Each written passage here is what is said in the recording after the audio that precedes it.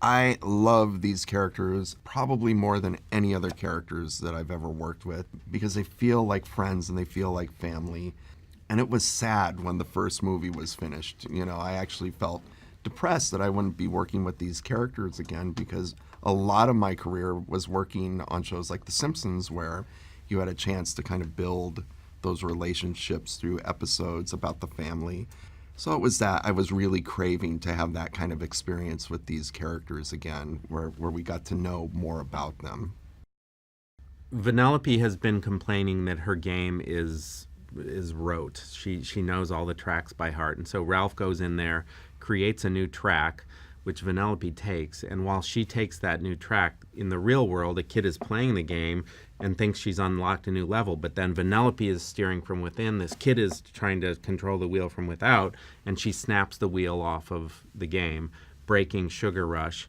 And Mr. Litwak then comes in, tries to put it back on, and he makes it worse, as he does. And the game is broken and is going to be thrown out, basically scrapped for parts. Well, it took a long time to realize the internet because it is a very abstract idea, and we kind of went into it thinking, oh, it is an abstract thing. It's a cloud. It's radio waves or something that has no kind of earthly, bounds to it. And a lot of our IT guys that we talked to about it would say, like, no, it's a very physical thing. You need to kind of see some of these server farms that literally hold the internet. And we toured several of them, and they are skyscrapers. One here in LA that's a skyscraper packed, with servers and cables and stuff. And that was really what kind of inspired us, just this packed world that started as something small and now keeps growing and growing, and the outer layer being the most up-to-date stuff. I'm thrilled with a lot of the way the internet city looks because it's so vast, and I love just studying the frames, what's in the frame. But the world I'm kind of happiest with, I think, is Slaughter Race because it's this blighted, hyper-real sort of hellhole in theory. But then I think we were able to find a way to make it really appealing, both from Shank and her crew, and then also just some of the silly, more absurd things in that world. I love the lighting design of it, that it's sort of this desaturated kind of bleach bypass looking weird, again, it's like a hellscape, but it's very appealing to me. And very unusual, I think, and I'm really proud of that world. Well, when they get to the internet, Ralph and Vanellope both kind of have the same feeling of it being overwhelming, but we see that Ralph doesn't quite fit in the way that Vanellope does. She's more about the size of the little net users that are kind of the online representations of us as avatars as we use the net. And Ralph is always a little too big to fit in the vehicles that they travel in, to use any of the technology that's there. So he's kind of holding it a bit more at arm's length, where Vanellope feels like, oh, I really love this place. Yes is an algorithm at a site called BuzzzTube, and she sees something in Ralph that knows that he may have what it takes to be a viral sensation.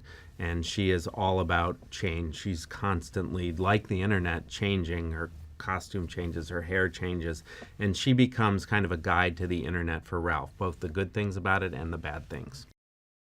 Well, Shank is a boss character, a non-player character in this online game called Slaughter Race, which is very, very different from Sugar Rush. But upon seeing it, Vanellope thinks this is a really cool game. The only thing about it is that these characters here seem to be very dangerous and violent. But when Vanellope gets to know Shank, she realizes this is a very kind person. She's very cool, but she's not as mean as she kind of projects. She's actually very wise. And to Vanellope, she becomes kind of this cool big sister type that is counter to Ralph's kind of bumbling, goofy big brother type. This movie, the main theme of this movie is about change, specifically change as it relates to a friendship. And we wanted to portray in this film a friendship that is going through a moment of profound change, and show that just because people sometimes move away, or that their aspects take them in different directions, that they can still be best friends. That you don't need to be in close proximity to someone to still be a good friend to them. The princess sequence came about as a joke. In the very beginning, it was like, what if Ralph and Vanellope end up at a Disney-owned site and somehow meet the princesses? Ha ha ha. And from that, though, we remembered, well, Vanellope is a princess, so maybe this could be an important piece of her story. And so, as funny as the scene is, which I hope it is, without having met them, Vanellope would not end up where she does at the end of the film.